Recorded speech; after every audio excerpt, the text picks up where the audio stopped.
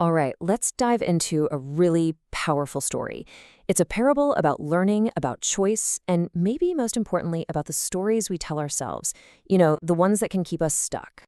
So, this is the central question right here. Just imagine a school, but for your soul. And attendance? Totally optional. It seems like a simple question, but man, the answer tells you everything about what drives you and what you're absolutely terrified to lose. So picture this. It's day one, you're in this massive auditorium, and it is packed with 6,000 other students. Up at the front, there's just one teacher, Lord Blue. And this crowd, it's not some big, happy family. Oh no, it's split up into 5 very different groups, or cliques. You can practically feel the tension in the air. Okay, so here are the 5 main archetypes you'd see on that first day. You've got the rabbits, the believers, the donuts, the rebels, and the socialists. Now, for this explainer, we're going to zero in on the first 2 groups who decide to leave. And trust me, you'll want to stick around for this, because by figuring out why they walk away, we might just learn something about the invisible walls we build around ourselves. First up, the rabbits. This is a group that's defined by one single overwhelming emotion: anxiety. Let's see how that just completely shapes their world. For the rabbits, everything, and I mean every question they ask, every decision they make, it's all filtered through this lens of fear. It's not just a feeling for them, it's a way of life. And this quote, wow, it just perfectly captures their whole problem. See, for a rabbit, more knowledge isn't more power. It's just more weight. It's more things to worry about. They look out at the world, they see all the bad stuff, and they just feel completely crushed. So the idea of learning even more scary things, that's not enlightening, it's paralyzing. Okay, now here's where it gets really interesting, because there's a huge contradiction here. On the one hand, a rabbit is saying, hey, don't use fear to try and motivate me. But on the other hand, their entire identity is built on fear. They push back against external threats, like demons, but they're totally comfortable with, even dependent on, the internal fears they've created for themselves.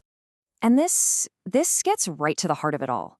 When the teacher, Lord Blue, offers to help them let go of their anxiety, they don't see it as a gift. They see it as a threat. Because, and this is the real kicker, their fear isn't just a feeling anymore. It's become who they are. It's their constant companion, the only thing they feel like they can really count on. So, this is how a rabbit's mind works. Fear is a survival tool. It keeps them safe, it gives them something to hold on to, it even makes them feel something, anything.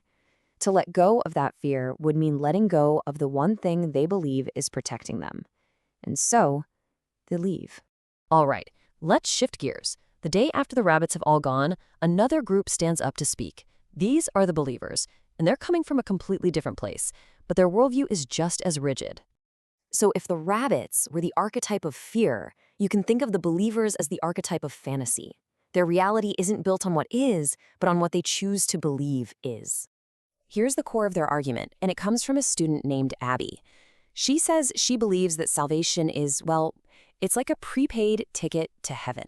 Someone else did all the work, and all she has to do is claim it. It's an external fix that lets her off the hook for all the hard, internal work of self-improvement. By calling herself weak and incapable, she's created the perfect excuse to not even try. And what she says next, this might be the most jaw-dropping statement in the entire story. She says, flat out, I don't care if my beliefs are true or false. Whoa. For the believer, objective truth just doesn't matter. Belief is just a tool you use to build a reality that makes you feel good. Truth isn't something you go out and find, it's something you build to make yourself happy. And this comparison just lays out the conflict perfectly, doesn't it? Soul School is all about earning your wisdom. The believer's path is about being given it for free. One path is a tough journey you have to take yourself. The other is like having a magic genie grant your wishes. There's just no way to reconcile these two. And there it is, that powerful echo. The rabbits clung to fear as their security blanket. And the believers? They're clinging to their fantasies. When Lord Blue offers them a path to objective truth, they don't hear an invitation to grow. They hear an attack. They hear someone trying to rip away the very blanket that keeps them feeling safe and sound. So you have these 2 very different groups, right? The rabbits run by fear, and the believers run by fantasy. And yet, when it comes down to it, they make the exact same choice. They leave. What's so fascinating is that their actions show us this universal human pattern. Step 1. There's an offer to grow, a chance to let go of a belief that's holding you back. Step 2. That offer is seen not as an opportunity, but as a threat to your very identity, which leads to step 3, the choice. You retreat back into the safety of what you already know. So, if you boil it all down, it's this. For both the rabbits and the believers, the story they told themselves, I am my fear or I am my beliefs, was just more comfortable than stepping into the unknown. They chose the identity they already had, even a limiting one, over the person they could become.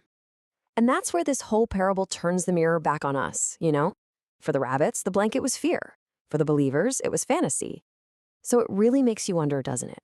What's the story you're telling yourself? What's the security blanket you're clinging to so tightly that it might be stopping you from showing up to your own soul school?